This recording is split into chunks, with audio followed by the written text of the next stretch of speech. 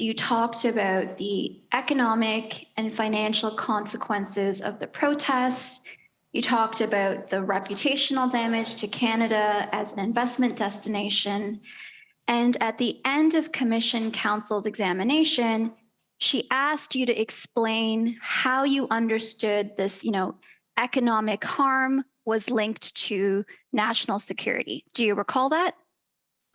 Yes, I do. All right.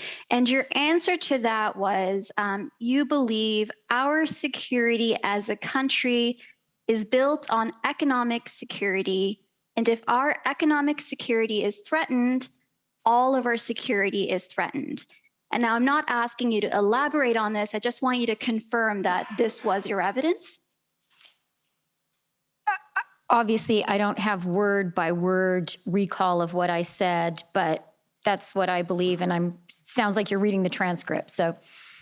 All right, thank you very much. And now, I take it you know that in order to declare a public order emergency pursuant to the Emergencies Act, there must be what's called threats to the security of Canada. You're aware of that? Yes, I am. And the Emergency Act says that threats to the security of Canada has the meaning assigned by Section 2 of the CSIS Act. You're aware of that? Yes, I am.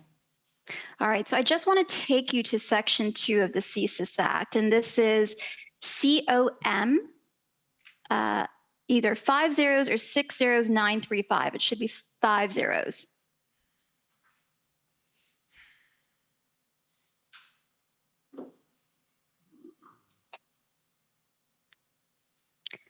If I can take to page 8, please.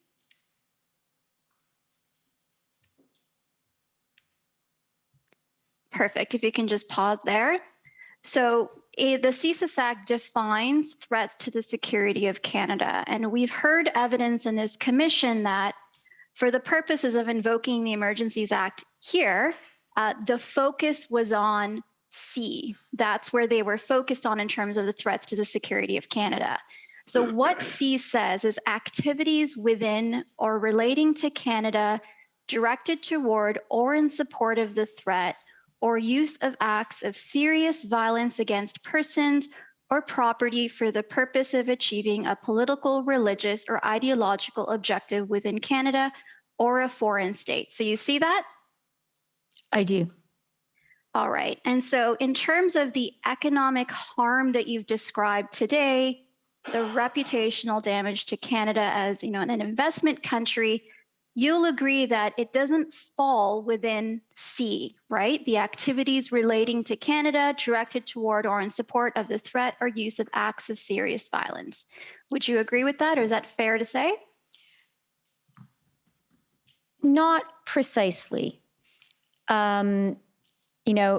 If the direction of these questions is to ask me, did I believe we were acting within legal authorities granted by the Emergencies Act, if that's where this question is leading, then my answer is yes, I believed we had the authority to do what we did. And I hope no one is surprised by my saying that. Had I not believed it, I would not have done it, and I wouldn't be here speaking, with sadness, but confidence that we did the right thing. So my question was whether the economic harm that you've described today falls within the definition found in C, which speaks specifically to the support of the threat or use of acts of serious violence against persons or property for the purpose of achieving a political, religious, or ideological objective within Canada or a foreign state. Does the economic harm you've described today fall within C? It's a big question, and so I was offering an answer in several parts. And I offered the first part of it, and I can continue if you'd like. No, I mean to be respectful. I just want to know, I appreciate that your position is that Canada acted within lawful authority to invoke the Emergencies Act, but I just want to understand if the economic harm that we spent a lot of today talking about, whether that falls within the scope of C. And so I just want to know your answer to that question. And I also really do want to be respectful and answer this really important question. But it's a big question, so I'm going to have to take it in stages. And I offered the first stage. I can carry on if you'd like. Sure. So that was my first stage. Second stage is in terms of, one of the things that this commission is, I think, quite rightly investigating, was the government acting within its authorities? For me, as finance minister, an important factor in the judgment I came to, which is that we were, was the expert advice that we received. I'm not a lawyer. I rely on the judgment of officials who advised us and on expert legal advice. And I say that even as I am very confident that it was the right decision and confident in taking personal political responsibility. I can also speak to what I saw and experienced and believed that falls within the scope of the serious violence against persons or property point. But I do want to be clear that I'm not speaking here as someone with an expert legal opinion, but I'm speaking as a minister who made a political judgment and as someone who was also in Ottawa.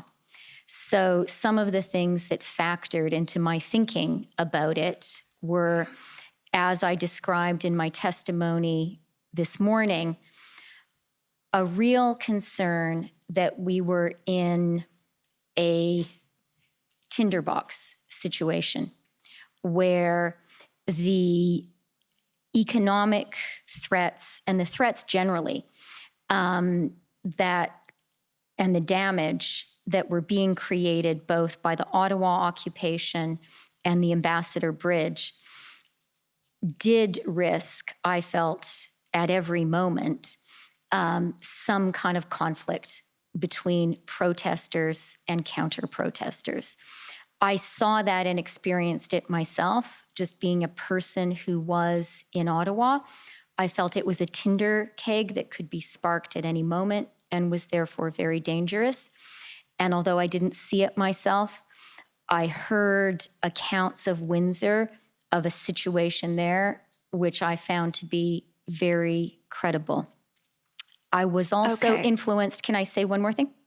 Sure. Which speaks to this. I was also influenced by our IRG meeting on, I think it was the Saturday, the 12th, where we heard from the RCMP commissioner about concerns that there were serious weapons in Coutts. And that really raised the stakes in terms of my degree of concern about what could be happening there, but also what could be happening in this sort of whack-a-mole copycat situation across the country. Okay, so my question was about how you understood the economic harms to fall within subsection or C, the definition of threats to security of Canada in C. And as I understand your explanation is it falls within it because there's a risk that the economic harm that's being created by the protests could somehow manifest into actual threats of violence. Is that your understanding of how it falls within C? I'm going to object to the question as phrased. That's a legal question. I'm just trying to find out she's offered an explanation for how she says the economic harm falls within C, and she linked it directly to the threats or use of acts. And I'm just trying to understand what that link is. I mean, my counsel may have something to say, but I don't think that's a fair characterization of what I said just now or of what I said this morning. What I think is fair is, first of all, that I relied on expert legal judgment to make a very important and weighty legal decision. What I also said is, as a person who was here in Ottawa, I did see a real danger of violence. And then finally, what I described in my testimony this morning was the way in which the economic security of our country, I really believe, is a part of our national security. But that was a much broader conversation we were having about a broad set of issues, which I certainly think are important for us to think about and consider. And I don't want to mischaracterize your evidence. Just so that we're all clear, do you see a link between the economic harm that you say was caused by the protests to Canada with what's contained in C in terms of the threats or use of acts of serious violence against persons? And again there, I really do not want to shirk my personal political responsibility.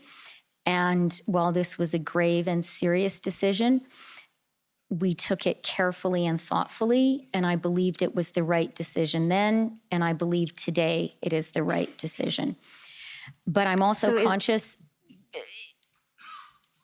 if I may continue. Of course. I'm also conscious that I am not a lawyer, and I'm not a person who can give expert opinion on the precise parsing of these authorities. It was important for me to be assured that we did have the authority to act, and I received, as a cabinet member, assurances that we had those authorities from people who I believe were qualified to offer those assurances.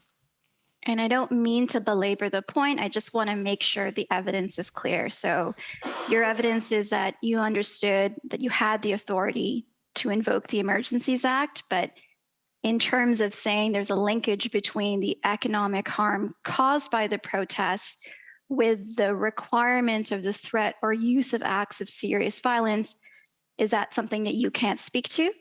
Again, Commissioner, this is a legal interpretation question that will be addressed in closing submissions. And I don't mean to belabor this. I just want to make sure I understand Deputy Minister's evidence. Is she just saying that she can't comment on it because it's a legal question, or she's saying that there is a link? I just want to know what the answer is. I renew my objection and would ask for a ruling on it. Okay, well, I think at the end of the day, I don't think you can pursue this any further at the moment. I think you've got your answer, and as it is.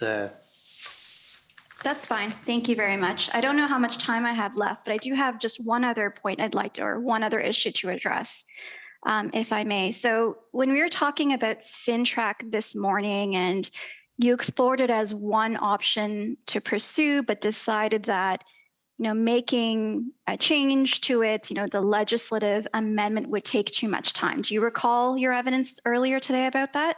Yes, I do. All right. And so just so that we're all clear, because we have Canadians watching who may not understand the process, the Proceeds of Crime and Money Laundering and Terrorist Financing Act, it gives the ability to create regulations, right? If your question is, was it possible to grant FinTrack, to give FinTrack these expanded powers through regulation? That is correct. And I said that this morning. We did go Thank you. on to grant those powers through regulation. And there's just a difference between how regulations are passed versus, say, example, legislation or amendments to legislation. The latter is what you have to do, the 3 readings, going to Senate. It's a much longer legislative process. That's fair? 100%. And by comparison, passing regulations is a much shorter process. Absolutely. Okay, those are all my questions. Thank you very much. Okay, thank you. Next is the